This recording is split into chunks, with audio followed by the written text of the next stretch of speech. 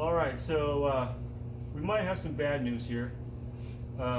We were running this thing a little bit, not for too long. The radiator's cracked, so there's no water in it, so we don't want to run it for too long. But I went to the back of the car. It seemed like it was a little rough when it started up just that last time, and it kind of smoothed out a little bit, but it's on high idle, so it's kind of smoothed out. Went to the back, and I thought I could hear a little bit of a miss. I put my hand over the tailpipe, and it was kind of popping my hand out and sucking back in. So that's an indication of a miss. So I was like, another backyard trick that I do is listen to the way the engine cranks. So what I've done is I've unplugged the fuel injectors so that it can't get any fuel and it won't run, but I can listen to the sound of the way the engine cranks. And you can hear it. You can hear each individual compression stroke in the engine if you listen carefully, and then you can hear it skip one. So I'm going to crank it right now and see if you guys can hear how it skips over one of the compression strokes. Let me do that right now.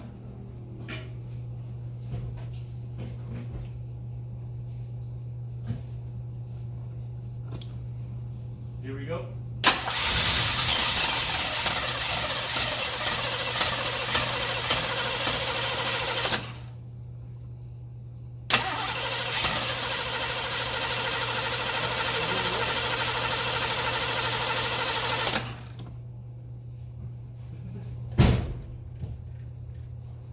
All right, so I don't know if you guys just heard that. It was skipping like that. Right before I stopped cranking it, the skip I thought went away, so I cranked it again. It went away. It could be a sticky valve, a sticky lifter, most likely a hydraulic lifter that was sticking.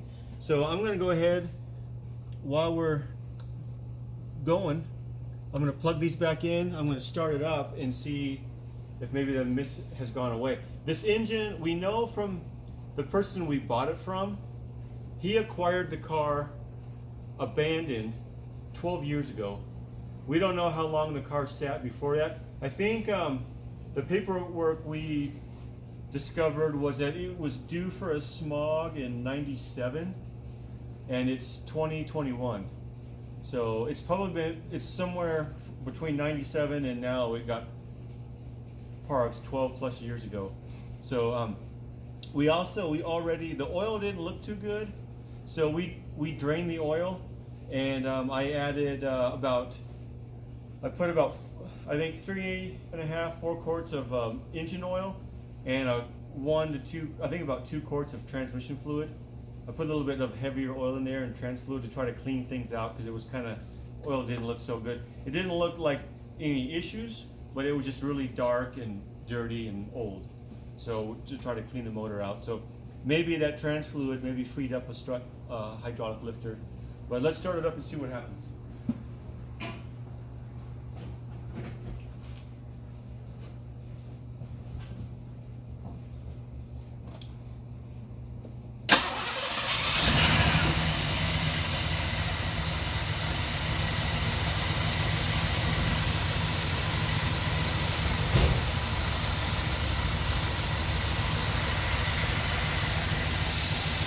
It does sound a little bit better.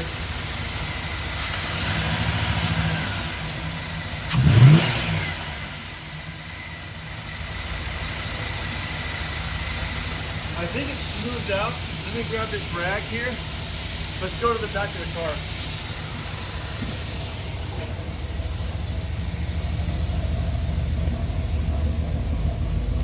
So it's got a bit of a rumble to it. It's got a flow master installed, and it's still doing it a little bit. You can also put a rag up to it and see if the rag sucks back into the pipe, and it seems to be just pulsing outwards and not inwards.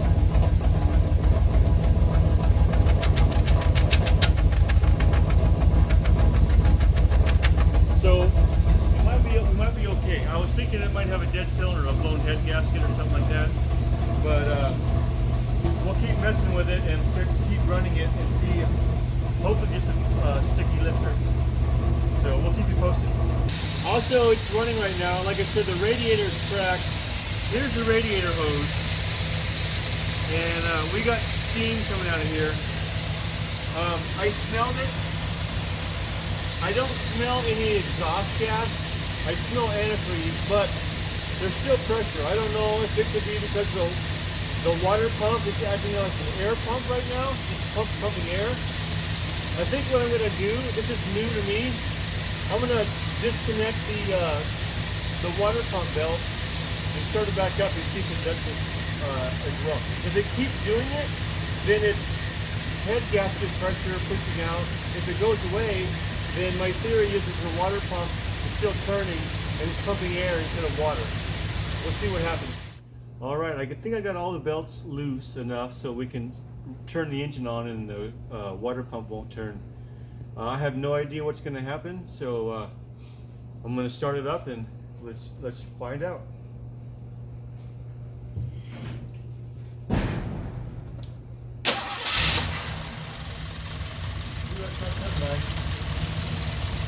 Okay, the water pump's not turning, and there's no fumes coming out.